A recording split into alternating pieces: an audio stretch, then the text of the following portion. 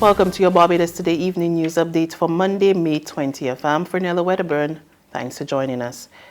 Our top story: the Caribbean Court of Justice today dismissed an application by a Grenadian family to sue Barbados.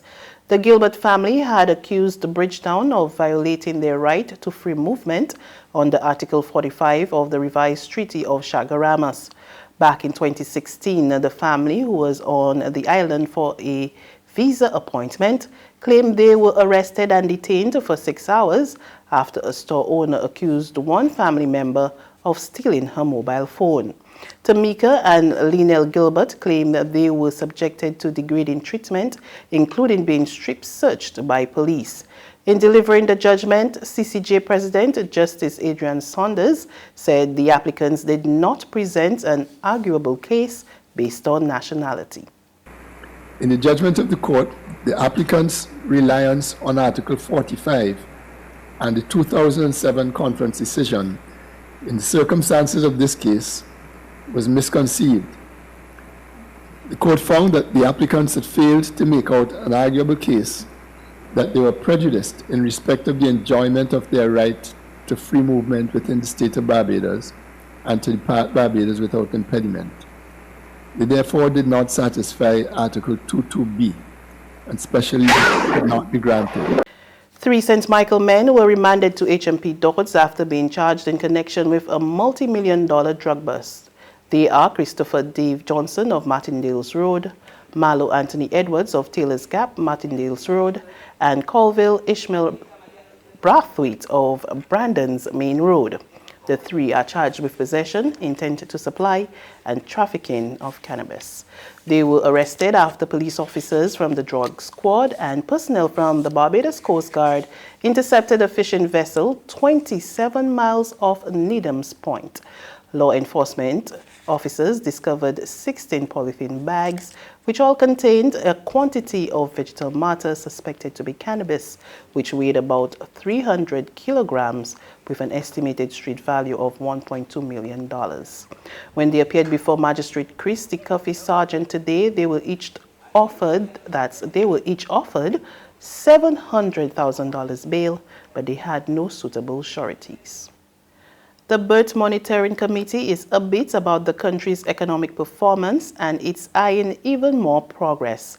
This afternoon, co-chair Ed Clark presented the committee's report, noting, like the International Monetary Fund, that Barbados has met all its targets up to March. He, however, told reporters the government must deliver on a number of key reforms to return to growth and to build a stronger economy. Increasing the primary balance to a surplus of 6% of GDP in 2019-20 versus a minimum of 3.3% that was achieved in 2018-19 is quite a significant adjustment, as we can see.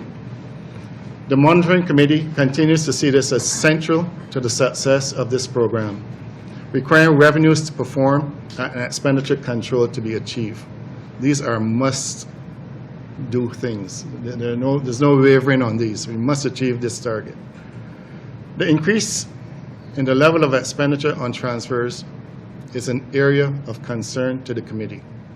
There has been an increase in the late part of the last fiscal year, and we believe that given the size of this expenditure item and its impact on the primary balance target, this needs to be monitored closely and controlled very well in the next fiscal year. Clark stressed that the government must strike the right balance between its revenue and expenditure, even as he called for a review on how the gross domestic product is formulated. He said the BERT committee especially wants to see the full rollout of the RIRI program and significant improvements to business in Barbados. We believe it is critical for retrenched employees and many of those employees currently in the public service to receive this training in order to function efficiently in a transformed Barbadian economy. I think it is critical that this be done. Other areas that we believe we need to focus on as a country are implementing the initiatives outlined in the growth and business climate elements of the structural benchmarks. Basically, the ease of doing business in Barbados must be realized. in order to improve the efficiency of those coming from international locations and those businesses in Barbados who truly want to grow this economy. We're still too long, too slow to get things done in Barbados, and we must improve in this area. Major changes are coming to the 2019 Scotiabank Junior Calypso Monarch competition. This morning, Chief Executive Officer of the National Cultural Foundation, Carol Roberts-Riffer, announced that for the first time, the competition will be coordinated through the Ministry of Education. She told a press conference the competition will be open to all public, private, primary, secondary, and post-secondary institutions. Contestants will be competing for the titles Best Sweet Soca, Best Bashment Soca, Best Power Soca, and Best Junior Monarch Road March. The winning primary school will receive a multi-purpose activity room, and the top secondary school will be awarded an outfitted music lab. The Junior Calypso Monarch competition is built on a very simple premise. There are children all across this country in all kinds of age groups who are hearing lyrics in their head, who are already creating beats, who are already singing songs, and most importantly, they have something to say. I think we're going to be very surprised to realize that a lot of our concerns are actually mirrored by their concerns as well. They just articulate it differently. There's regional and international news after this short break.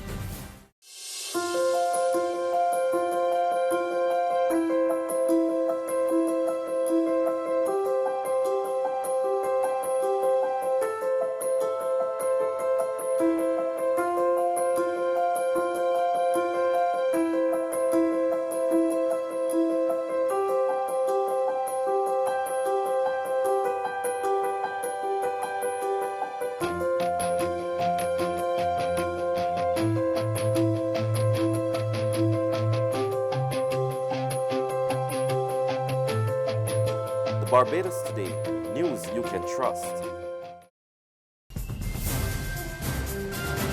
To regional news now, the Jamaica government is assuring stakeholders in the medical ganja industry that they are actively working on regulations to move the industry forward. We get more in this report from Television Jamaica. The government has been vocal about its plans for the medical ganja industry. Among them, intentions to tap into international markets. But to do that, export regulations are needed to facilitate the business. State Minister in the Ministry of Industry and Commerce, Floyd Green, is now assuring stakeholders that the regulations are almost ready. As we are now, we have finalized our drafting instructions in relation to our export regulations. Those are with the Attorney General's chambers, and we expect that before the end of this year, we will have export regulations for our legal cannabis industry. On the international front, China accused the United States on Monday of harboring extravagant expectations for a trade deal, even as Washington's action against China's technology giant Huawei began hitting the global tech sector.